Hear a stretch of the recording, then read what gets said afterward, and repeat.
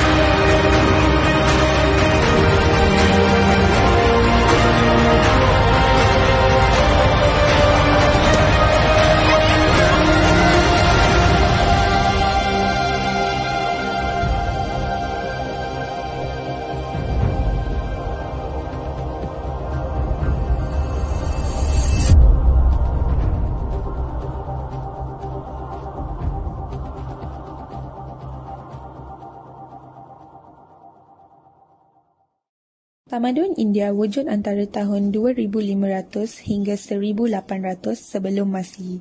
Selepas tempoh ini, tamadun Indus telah mengalami keruntuhan. Hal ini dikaitkan dengan kedatangan orang Aryan yang telah membawa satu budaya dan tahap baru kepada masyarakat lembah Indus. Tahap ini dikenali sebagai zaman Vedic. Zaman Vedic merupakan permulaan kehidupan beragama bagi masyarakat tersebut kerana pada zaman itulah lahirnya agama Hindu. Setelah beberapa ketika bertapak di lembah Indus menjelang abad ke-7 sebelum Masihi, perhatian masyarakat tersebut beralih ke lembah Ganges. Pada zaman ini, terdapat golongan pemerintah yang terdiri daripada golongan raja. Terdapat dua bentuk kerajaan iaitu Janapada atau kerajaan kecil dan Mahajanapada atau kerajaan besar. Di bawah pemerintahan Chandragupta Maurya, kerajaan-kerajaan kecil ini telah disatukan. Pada tahun 321 sebelum Masihi, telah lahir empayar yang pertama di India. Ini berlaku semasa pemerintahan dinasti Maurya apabila seluruh India Utara telah disatukan.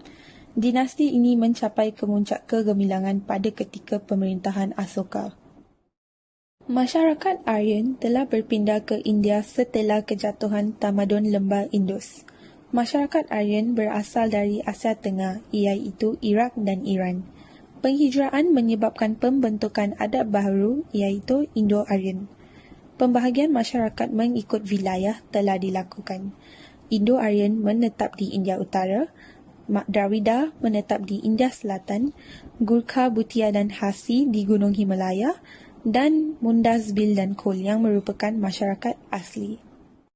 Budaya masyarakat India terdiri daripada 4. Pertama sekali ialah sistem kasta yang terdiri daripada Brahmin yang merupakan golongan intelek dan ahli agama, Kshatriya yang merupakan pemerintah, pentadbir dan tentera, Vaishya yang merupakan pendagang dan peniaga yang menjana kekayaan, dan akhir sekali adalah Sudra yang merupakan buruh dan petani. Seterusnya adalah 4 peringkat kehidupan, iaitu Brahmacharya tahap pertama, Grahastha tahap kedua, Vanaprastha tahap ketiga dan Sannyasa tahap keempat. Seterusnya adalah objektif kehidupan, Purusartha yang merupakan 4 objektif mulia yang perlu diamalkan. Ia terdiri daripada Aram Dharma, Porul Harta, Inbam Kama, Vidu Moksha. Akhir sekali adalah kedudukan kaum wanita di masyarakat Indo-Arya. Pada zaman Veda awal, kaum wanita dihormati dan diberikan kebebasan serta kesaksamaan seperti kaum lelaki.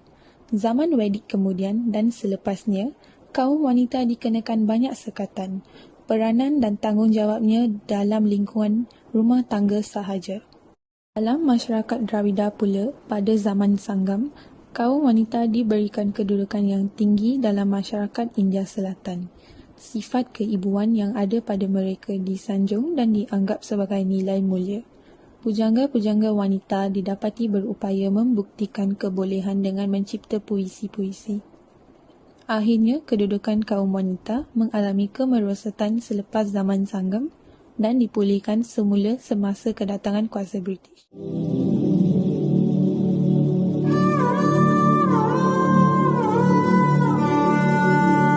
Bahasa terdapat lebih kurang 325 bahasa dan 750 longhat. Hanya 14 bahasa diperakui dalam perlembangan antaranya Tamil, Telugu, Hindi, Urdu, Gujarati, Malayalam dan Punjabi. Bahasa-bahasa dibahagi 2 rumpuan iaitu bahasa Indo-Arya dan bahasa Dravida. Bahasa Indo-Arya bentuk asli bahasa Sanskrit. Bahasa Dravida tergolong dalam bahasa ini ialah Tamil, Malayalam, Kannada, Telugu dan Gondi.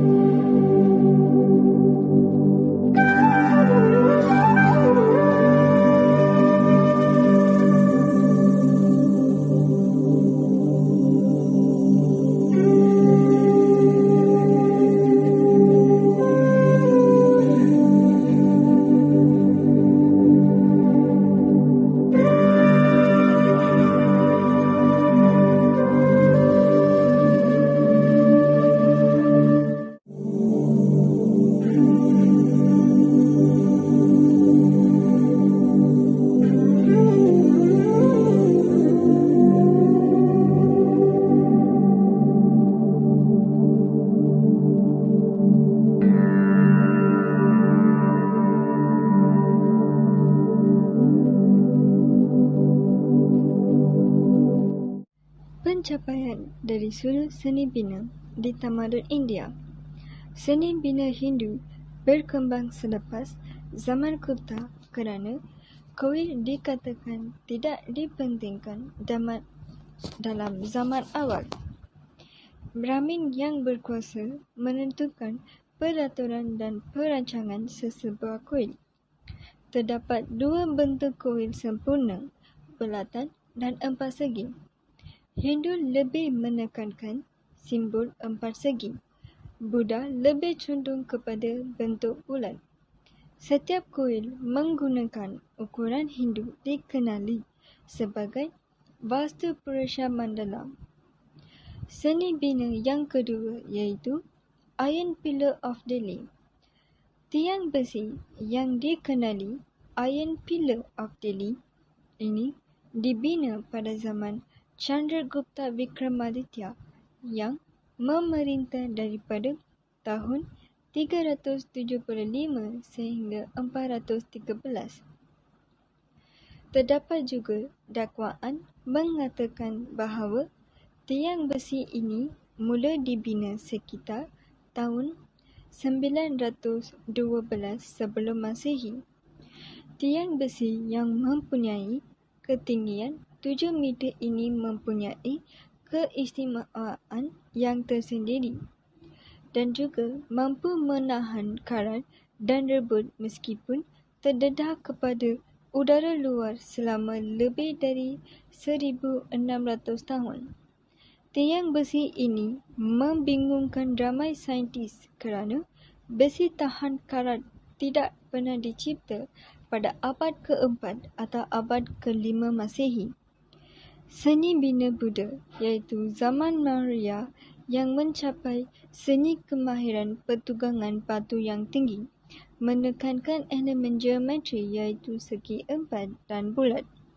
Stupa Buddha dalam zaman Asoka, stampas, monumen berbentuk tiang, seni bina gua yang ada kehidupan sejarah monistik, Vedika batu, torana Buddha iaitu pintu gerbang.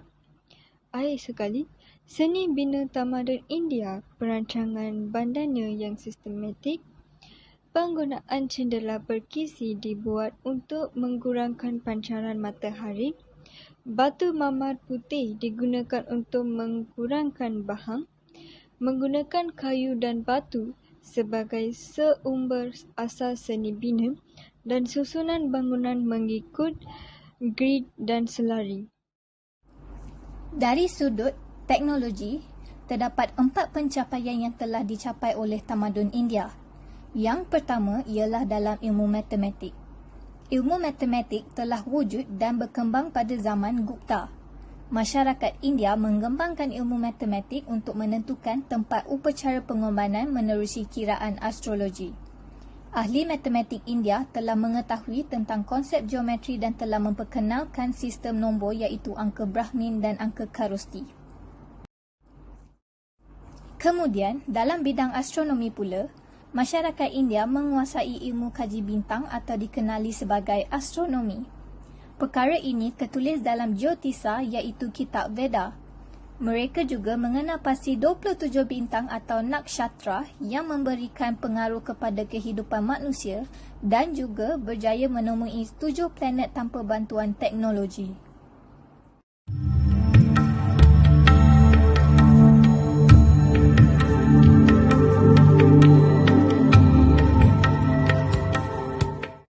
Selain itu, dalam ilmu fizik, sarjana India menerangkan konsepnya bermula daripada jisim yang mengandungi 5 elemen yang terdiri daripada bumi, prithvi, udara, bayu, air, jal, api, agni serta ruang, aksha.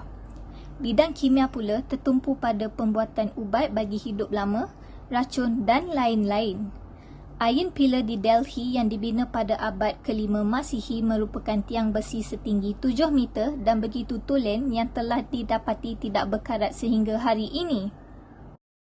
Ilmu perubatan juga wujud dalam tamadun India. Ia berkembang disebabkan kecenderungan masyarakatnya dalam fisiologi kerana kaitannya dengan yoga. Amalan yoga yang mengutamakan ketenangan minda kerana penting untuk kesihatan mempunyai kaitan dengan amalan meditasi dalam ajaran Hindu.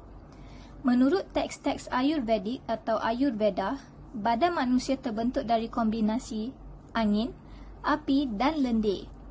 Serangan penyakit adalah disebabkan ketidakseimbangan dalam badan dan dirawat dengan menggunakan ubatan herba dan minyak urutan.